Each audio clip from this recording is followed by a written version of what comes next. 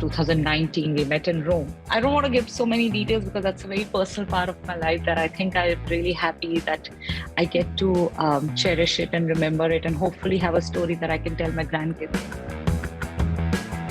Most of the girls who don't want to be an actor, they are Priyanka's fans.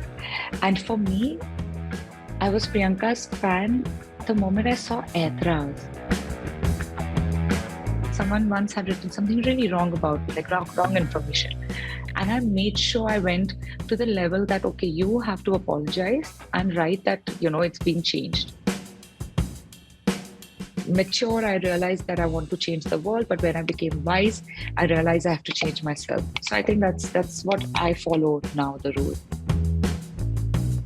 Now the cancel culture, I'm not understanding, it's all over the world. Yeah, it's just like, I don't know what world to bring my kids into.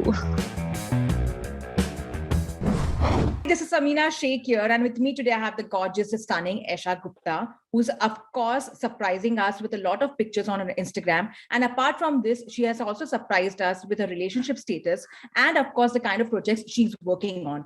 Welcoming her on ETimes. Thank you, Samina. First of all, how are you in Spain and how are you feeling right now? And, of course, we got to know that you were not keeping well. You had dealt with COVID. So how are you dealing with coping up with it? While being I cannot complain. Thank you for asking, by the way. And that was a really sweet introduction. I cannot really complain because I'm in Spain. If I'm not, I'm glad that, if I had to go through, especially COVID, at least if I'm not with my family, I'm here at least with my partner, Manuel. So at least like I'm getting all the love that I need and all the support that I need. And, just a happy, positive environment. And glad that I'm here because I'm not missing the Delhi winters anymore because it's as cold as you can see, like I'm still wearing layers. But it's nice. It's nice to be here, Esha, how did you meet your partner? Like, how was it? If you can recollect your memory with him. Well, we met. It's been a while. We met, 2019. We met in Rome, and it was. I don't want to give so many details because that's a very personal part of my life that I think I'm really happy that I get to cherish it and remember it, and hopefully have a story that I can tell my grandkids. But it's we met in Rome, and it was very weird because I'm from India and he is from Spain, and we met there for his company and invited me for some work, and I met him there. So it was I think very like a lot of things to do with faith. And since you're not keeping well, how are you going to celebrate your Valentine's Day this time? Like, how different is it going to be? No, I'm actually now okay, but it's just, this stupid thing like COVID just shows positive forever, but rest is all okay. But otherwise I'm okay because I've been working out. But, unfortunately, I'm with a person who, unlike our profession, where we get to take a break whenever we want, get to work, or work whenever we want. He is like tomorrow is Monday, which is unfortunately a working day. So I think it's just going to be us having maybe workout together and breakfast together. And that's it at night, dinner together. It's not going to be, I think the concept of Valentine's Day is nice still when you're in a relationship. That that, okay, at least you have someone you can wish. But I think it's only very exciting. At least now I feel that, when you're a kid, I'm not even sure. We've not even thought about if we can do a, dinner outside, because it's like when you're young, then you feel like, oh, someone's giving you cards and flowers. And, I remember like at that time, Hallmark and Archie's, these places where people used to buy small teddy bears, and I've got that as well. So I think it was more cute times. And as you grow, you realize, okay, it's another day to celebrate your love, which is nice, because I think any day to celebrate love is nice. Esha, but also, as you are in Spain and your work is mainly over here in India, how are you managing that situation? Because, it becomes quite tricky for you also, because of course. And traveling issues, so many things are happening. How are you managing and coping up with this stress? Because that's also hectic and stressful for you. Yeah, that's more hectic and stressful, to be honest. But luckily, my projects are only starting my next project in mid March in Mumbai. the shoot. So I'm okay, to be honest. But rest of the work, now it's such a digital time. That everything has become like we are digitally promoting, doing ads, photo shoot. Just 2 days before, I had a shoot at home over here for like some Spanish brand. So I think it's the digital world has made it nicer. Like how even for you guys, like we are all. I know today is different, but usually it's like work from home. So I think work from home has even become for actors because when we are not shooting, we are doing advertisements, promotions, and now it's all become like virtual. So it's nice. It's not bad because of sitting over here. I'm still at least working something. Like even today, interview with you, I was so happy. I like, yes, I get to work. It's something to do with like, and it's our work by the end. No matter how much you work out, you train yourself, you do keep your hobbies, you still want to do things that's like, that gives you satisfaction that, yeah, I did my work. Esha, when it comes to your thought of romance, what is your thought of romance in your language if you have to explain about it? I think my idea of romance is just really simple, like watching a movie together and, just holding each other's hand, or just doing small things together, even if it's just going out for a walk or being tired together also, it's the little things that I think like for my idea of romance, because you realize when, the idea and the concept of romance that you see in films when you're young, you grow up with that idea, oh my God, I want a love like that. But as you grow old and mature, you realize you don't want a love like that. It's too hectic. It's only good in the movies. But in real life, it's the little things that really matters. And I think especially being with Manuel, I've changed, I've learned a lot. Also, the thought process is very different, his and mine, and it's good when it's like this because you get to always learn from someone who's better than you. But also, Esha, as you said, how things have been for you and, how different things have been for you, when it comes to love, when it comes to your journey also.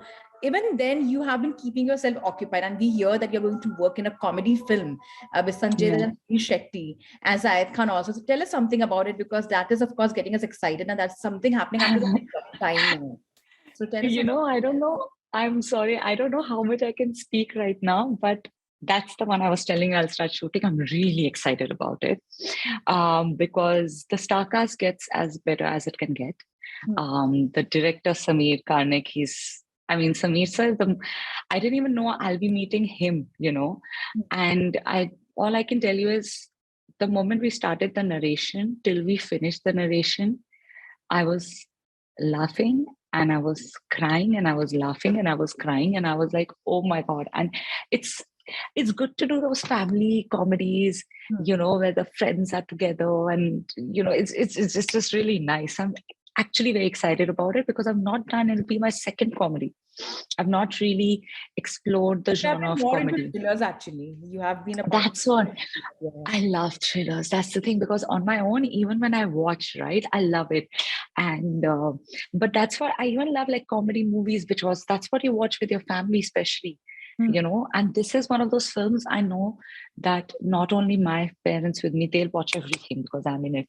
But I feel like, you need to do films where when you used to go with like, even if it's not my friend, I love going to films with my family where we can just go and those 2 hours just enjoying pure cinema and not coming out with a heavy head and a heavy heart. You like those cinemas which are like nice and have some story, which is simple story but sweet story, but it doesn't put you into a depression. It just makes you a happy, a feel good film, and this is one of those, and I'm really glad about it. Actually, you also are going to work in an OTT series with Sunil Shetty, The Invisible Women. And what is it about? Because last time when I spoke to Sunil Shetty, he was very excited about it because he said the story is so different when you talk about it. It's something which has never been tried in India. So you can spill some beans on that. I can tell you that thriller. Like you said that I love doing thrillers. So I can tell you it's thriller. And I don't know. The thing is, with the thriller, the problem is you can't give away anything.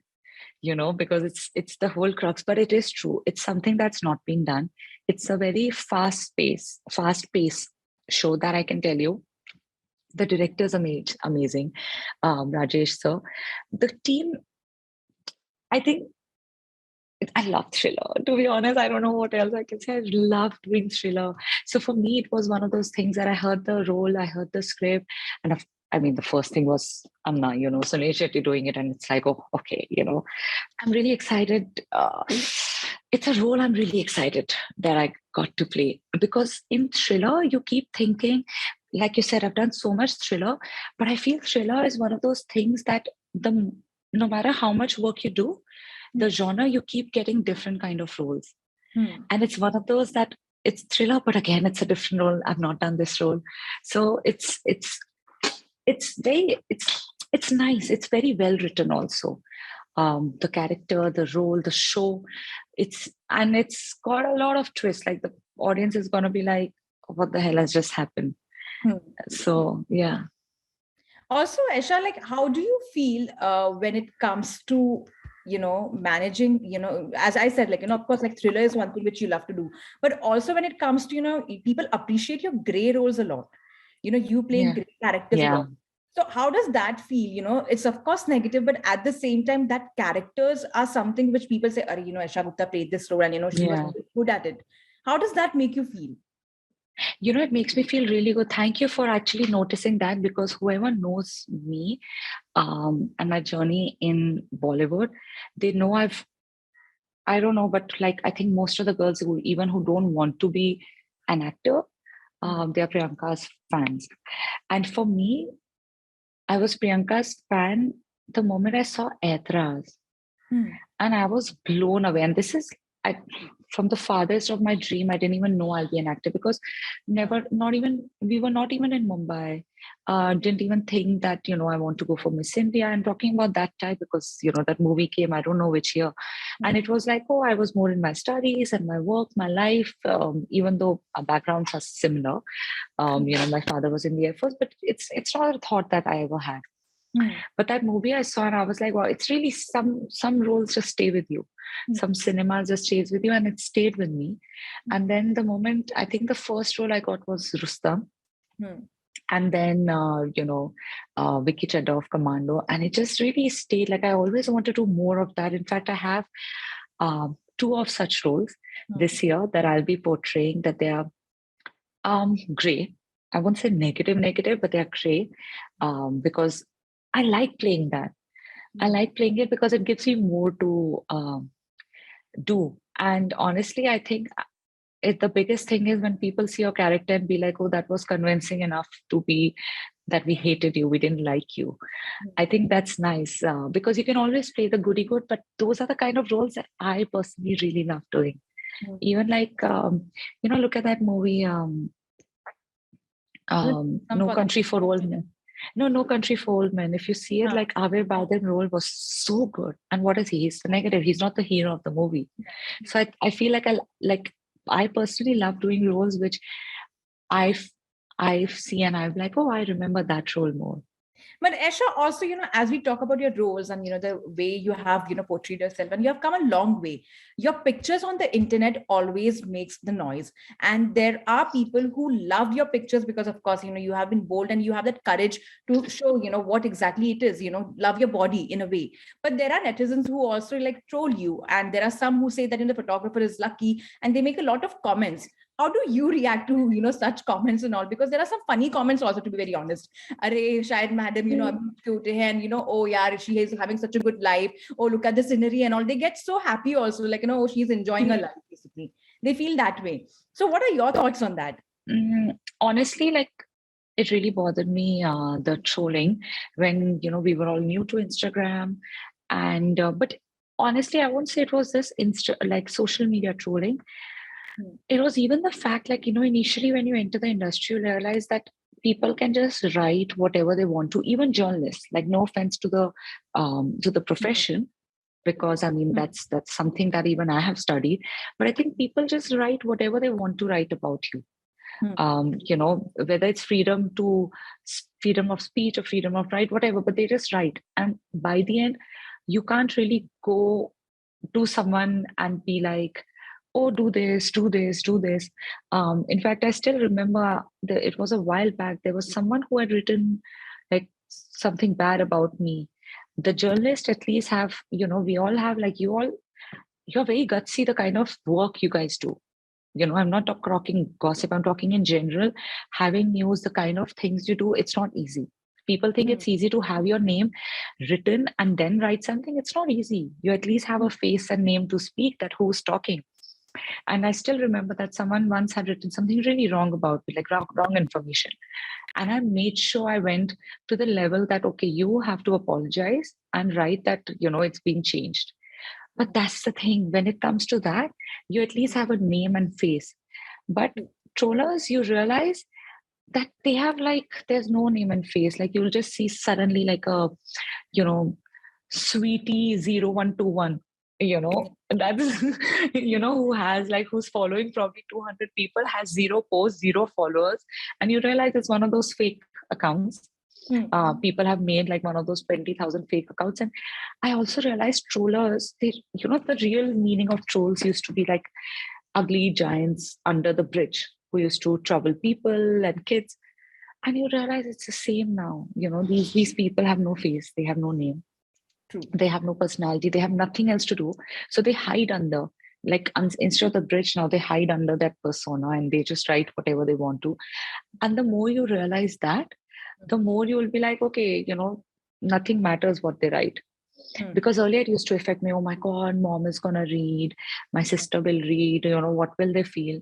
But now I'm just like, I don't think they read also. It's just in your head because you are so concerned about it. So now they can write whatever. And I'm just like, hey, I'm okay doing it. And for me, the only people that really matter is my family and my boyfriend. And no one else really matters, because they are the ones who love me. They are the ones who will be there for me when I'm crying and when I'm happy. They'll be clapping for me. So I don't think like anyone else's opinion matter, but it takes you years of not developing thick skin, I won't say that, but years to have that understanding that, hey, these things are frivolous, they don't matter. And do you somewhere also feel that, the way you have, shared those pictures, those are so beautiful to be appreciated, rather than just saying that, just come with that, sick mentality somewhere, somewhere like, just with that thought like, oh, no, she's, posing in such a picture and why she's doing that. Somewhere do you feel that, the thoughts of people also comes across through, such comments, their personalities comes across in a way? I don't know, because like I said, I don't know. I think they just want to take their frustration out also at times. It happens before, if you see the very old movies that our parents used to watch, there'll always be that one auntie who'll always be complaining, ki ye kya kar rahi hai, ye kya kar rahi hai. So I think these people are like that because I'm not sure, like overall only thought process. Listen, I mean, the thought process in our country overall needs to change in a lot of things. But honestly, the more even if you read like about the media abroad, the kind of things people write, even in the West, you'll be shocked. So I don't think it's Indian mentality in purpose in specifically. I think it's just the frustration of seeing someone just happily living their life, because we, at least the society wise, I can say our society, there's one thing that log kya kahenge wala jo concept hai na, ki matlab hum puri zindagi, when you're young, like when you're young, they keep saying that, oh, be your own self. And जब आप बड़े हो जाते हो तो आपको बोलते हैं लोग क्या कहेंगे. तो मतलब इतना confused है हमारी society कि you don't know which direction to go to. Yeah, but also, Esha, as you spoke about, this trolling and all. Apart from this, also, there are very, very not so relevant issues also, where people start, sharing their opinions, and then that becomes into controversy. And a lot of actors, for that matter, are getting targeted a lot, of late, especially during this lockdown period. There is this Bollywood, boycott Bollywood trending. What are your thoughts on that? Do you somewhere feel that Bollywood becomes a soft target for a lot of people? That's where the insecurity comes. People, like I said, and this is one thing. Just recently, I was actually talking to Manuel, and I was like, especially during lockdown, not only lockdown, before that, I started slowly cutting off from a lot of friends.